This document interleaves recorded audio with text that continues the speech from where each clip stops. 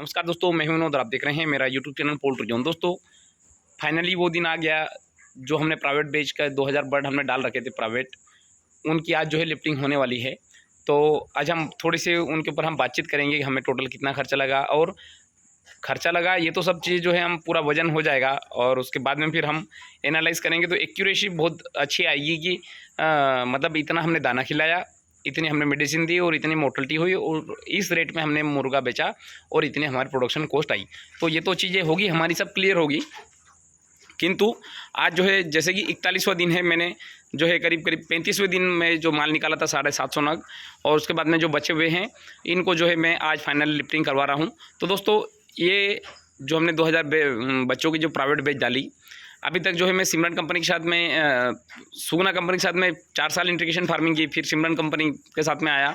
फिर मुझे लगा कि मुझे प्राइवेट चिक्स डालना चाहिए, तो मैंने फिर हिम्मत करके और कुछ कोशिश करी और फीड प्लांट लगाया और ख़ुद के फीड फार्मूलेशन से और 2000 बच्चे मैंने प्राइवेट डाले। तो मैं आपको पूरा बताऊंगा कि ये जो 2000 बच्चे मैंने प्राइवेट डाले इसमें टोटल मुझे खर्चा कितना आया और टोटल मुझे लास्ट में प्रॉफिट कितना रहा। तो ये सब चीज़ें बिल्कुल मैं आपको बताऊंगा, इसलिए वीडियो में जो है लास्ट तक बने रहिए। किंतु मैं इस वीडियो का जो बनाने का मेरा मुख्य उद्देश्य ये था कि 2000 बच्चे जो मैं प्राइवेट डाला, जो अब खैर मुझे तो अनुभव हो चुका था इंटीग्रेशन फार्मिंग से, पोल्ट्री फार्मिंग होती कैसे है इसका तो मुझे अनुभव हो गया था। किंतु इस चीज़ का मुझे बिल्कुल भी अनुभव नहीं था कि प्राइवेट फार्मिंग चूँकि मैंने किया भी था, किंतु उस समय में मुझे रेट अच्छे मिल गए तो मतलब मुझे उसमें लॉस नहीं हुआ। तो फिर मुझे प्रॉब्लम फिर भी मुझे पता ही नहीं चला कि मतलब प्राइवेट फार्मिंग में फ़ायदा होता है या नुकसान होता है या फिर क्या क्या चुनौतियाँ आती है। तो ये सब चीज़ें जो है मुझे इस बैच में सब चीज़ देखने को मिली। किंतु दोस्तों जैसे ही मैं प्राइवेट बैच के बारे में सोचा तो पहला मेरे लिए टास्क था कि मैं फीड खुद बनाऊँ या फिर कंपनी से लूँ। पहला टास्क ये था। उसके बाद में अगर चलो कंपनी से लूँ तो मैं फिर फीड प्लांट कहाँ से लूँ, ये दूसरा टास्क था। चलो मैंने फीड प्लांट भी ले लिया। तीसरा फिर मेरे सामने ये टास्क था कि जो है चिक्स कहाँ से लूँ, क्योंकि यह एक बहुत बड़ा टास्क है। कंपनियां जो इंटीग्रेशन फार्मिंग कर रही है, कंपनियां तो जो है अच्छे ही चिक्स देगी क्योंकि उनको तो प्रॉफिट चाहिए। किंतु जब हम प्राइवेट चिक्स लेने जाते हैं तो वहाँ पे भी एक बहुत ही महत्वपूर्ण बात ये रहती है कि आपने जो ब्रीड है, ब्रीड कौन से सेलेक्ट की है और जो हैचरी है या फिर जो सप्लायर है उस कौन से सप्लायर से ले रहे हैं, वो विश्वास पात्र है या नहीं, या फिर वो विश्वास पात्र के साथ में जो ब्रीड देगा वो ब्रीड भी अच्छी क्वालिटी की है या नहीं। मतलब ये बहुत बड़ा टास्क था मेरे सामने। किंतु जो हमारे जो लोकल के सप्लायर निखिल भाई, जो कि उनकी एज बहुत कम है किंतु उन्होंने बहुत अच्छा सपोर्ट किया मुझे। 2000 बच्चे मैंने उनसे ही उनके माध्यम से लिए। उन्होंने लिफ्टिंग तक जो है मुझे बराबर तरीके से गाइड किया, मुझे बहुत अच्छा लगा। तो एक तो उनका सपोर्ट मिला और मतलब कुल मिला के ब्रीड बहुत शानदार मिली। मतलब इस ब्रीड की बात तो मैं आपको क्या बताऊं कि मात्र मैंने शायद 20 दिन तक ही इनको एसिड दिया होगा और 20 दिन तक ही एसिड देने के बाद में अभी 41वां दिन थे, अभी तक इनको जो एसिड मैंने दिया ही नहीं और फिर भी इकोलाई मतलब मेरे फार्म में नहीं है। ये मतलब बहुत शानदार ये मोर्टलिटी। और रही बात मोर्टलिटी की, मोर्टलिटी सिर्फ इन 41 दिन में एक बार मुझे परसों के दिन 7 मोर्टलिटी एक साथ में हुई थी। नहीं तो अभी तक ना छोटे बच्चों में मोर्टलिटी हुई, ना ही बड़े बच्चों में मोर्टलिटी हुई।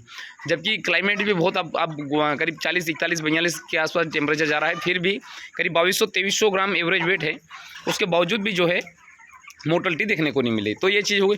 तो मतलब मैं कुल मिला के बात कर रहा था हमारे सामने जो चुनौतियाँ थी, तो चिक्स तो अच्छी कंपनी के मिले, ये मेरी चुनौती दूर हो गई। उसके बाद में फीड प्लांट तो लगा लिया, किंतु फीड बनाए कैसे भाई? या तो कंपनी से सीधे प्रीमिक्स ले ले या फिर खुद का प्रीमिक्स बनाए या फिर 5% पे जाए, 10% पे जाएँ, 35% पे जाएँ, या जो मार्केट में बहुत सारी प्रकार के जो चल रहे हैं कौन से % पे जाएँ। तो ये भी फिर सामने में मुझे टास्क मिला, तो फिर मैंने उसको भी जो है चेस किया।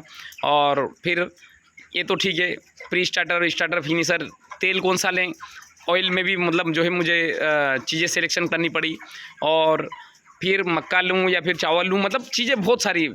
इस 2000 मुर्गियों के 40 दिन का जो ड्यूरेशन रहा, इन ड्यूरेशन में मुझे बहुत कुछ मंथन करना पड़ा, बहुत कुछ सीखना पड़ा और बहुत कुछ जानना भी पड़ा, पूछना भी पड़ा लोगों से, जो है राय भी लेनी पड़ी और जानकारियाँ भी लेनी पड़ी। तो सब चीज़ें मेरे साथ में हुई। और उसके बाद में फिर मैंने खुद का फार्मूलेशन तैयार किया, थोड़ा महंगा पड़ा। फार्मूलेशन तो मुझे कोई महंगा नहीं पड़ा, किंतु जो फार्मूलेशन के लिए जो मैंने प्रीमिक्स लिया वो महंगा पड़ा मुझे, करीब 25 रुपये के आसपास किलो पड़ा, जबकि वास्तविकता में वो जो मुझे करीब, अगर मैं 5% का अगर लूँगा तो मेरे ख्याल से वो मुझे 70 से 80 रुपये या 85 रुपये के आसपास जो है वो मुझे मिल जाना चाहिए था, किंतु वो थोड़ा सा महंगा पड़ा। तो प्री स्टार्टर, स्टार्टर, फिनिशर और इनको जो है मैंने कंप्लीट करके और फीडिंग करवाई और बेच भी बहुत शानदार तरीके से निकला। अब सबसे लास्ट में जो मेरे सामने जो टास्क आया वो ये था कि रेट, क्योंकि जब मैंने चिक्स जो डाला तो महंगा चिक्स था, 36 रुपये का एक चिक्स था, जो कि एक महंगा ही, क्योंकि 30 रुपये से अगर ऊपर जाएंगे तो आप उसको महंगा ही चिक्स बोलेंगे। तो फिर चिक्स महंगा तो डाल लिया, किंतु रेट, अब दूसरा टास्क ये मिला भैया महंगा चिक्स डाल लिया, अब रेट का क्या होगा। तो जब मतलब करीब 30 दिन तक तो रेट बिल्कुल डाउन रहा। फिर एक बार रेट जो है 98 आया, तो फिर देखा तो अगले दिन फिर वापस रेट उतर गया। तो कुल मिला के बहुत उतार चढ़ाव वाला मतलब जो है 40 दिन रहा, किंतु 40 दिन में मुझे सबसे अच्छी जो चीज़ देखने को मिली, मुझे मैं जो चाहता था वही हुआ कि मुझे मेरा फार्मूलेशन सिद्ध करना था। मेरा फार्मूलेशन पे अगर देखें तो कंपनियों की तुलना में 100 ग्राम बर्ड पीछे चल रहा है, क्योंकि गर्मी का भी मौसम है तो उसके कारण भी थोड़ा सा पीछे है। करीब आज 2300 ग्राम मेरे ख्याल से एवरेज वेट आना चाहिए, जो कि होगा भी। मतलब कि अगर सिमरन कंपनी का होता शायद यहाँ पे वजन सिमरन या IB कंपनी का होता तो मेरे ख्याल से 2400 से 2500 ग्राम आराम से यहाँ पे बॉडी वेट होता। तो किंतु मेरी जो प्रोडक्शन कॉस्ट है वो बहुत कम आई। जो मैंने सोचा था कि 75 रुपये में मैं मुर्गा तैयार कर लूँगा, तो वहाँ पे 3 रुपये बढ़ के 78 रुपये के आसपास और कल एक्चुअल और प्रोडक्शन कॉस्ट हमारी निकल के जाए, क्योंकि हमने जो अभी जो फाइनल लिफ्टिंग करवाएंगे तो हो सकता है वेट बढ़ के मिले या फिर वेट घट के मिले या जो भी मिले, तो प्रोडक्शन कॉस्ट हो सकता है 79 चली जाए या फिर हो सकता है कि 76 पे भी प्रोडक्शन कॉस्ट आ जाए। तो मेरी जो एक्चुअल प्रोडक्शन कॉस्ट रही 76 रुपये, किंतु जो मेरा रेट जो है अभी आज जैसे 98 का रेट है हमारे इंदौर में, तो मैं 97 में जो है पूरा माल बुक कर दिया है। थोड़ा सा 8 दिन की उधारी पे दिया है, किंतु हमारे लोकल के हैं तो उस बात का हमें विशेष ये नहीं है, क्योंकि अगर मैं 4 दिन भी रोक लूँगा तो भी मुझे ऐसा भी नहीं है कि रेट नहीं बढ़ेगा, रेट बढ़ेगा, किंतु मेरा उद्देश्य रेट के पीछे, क्योंकि 2000 मुर्गियों में मैं कोई जीवन नहीं सफल कर लूँगा। जो मुझे सफल करना था वो मैंने कर लिया, वो था मेरा फार्मूलेशन। अब मेरा फार्मूलेशन बिल्कुल ये हो चुका है। अब मैं इस पे जो है पूरी तरीके से एक फुल प्लेस में, अब मैं इनके लिए जो भी मुझे काम करना है, मेडिसिन वगैरह जो बल्क में जो खरीदना है, वो सब चीज़ें जो मैं आसानी से कर सकता हूँ। तो दोस्तों इस वीडियो का बनाने का मेरा उद्देश्य ये था कि मुझे ये बैच का पूरा अनुभव बताना था, क्योंकि यही तो सब आप फार्मर भाई देखना चाहते हैं कि अनुभव कैसा रहा, क्या आपने शुरुआत कहाँ से की। तो दोस्तों मैंने शुरुआत की, पहले फीड प्लांट खरीदा, उसके बाद में फिर मैं चिक्स कहाँ से लूँ, चिक्स वाले से बात की, उसके बाद में फिर फार्मूलेशन के लिए बात की, उसके बाद में प्रीमिक्स के लिए बात की, और फिर ऑयल वगैरह कहाँ से ले, मतलब इन चीज़ों के बारे में बातचीत की, और फिर लास्ट में जो है मैंने 2000 बच्चे डालिए। अब इसमें टोटल जो कितना प्रॉफिट हुआ है वो जो है वो तो मैं ज़रूर आपको पूरा बताऊंगा, एक बार लिफ्टिंग हो जाए, लिफ्टिंग के होने के बाद में जो आपको मैं पूरी तरीके से बताऊंगा।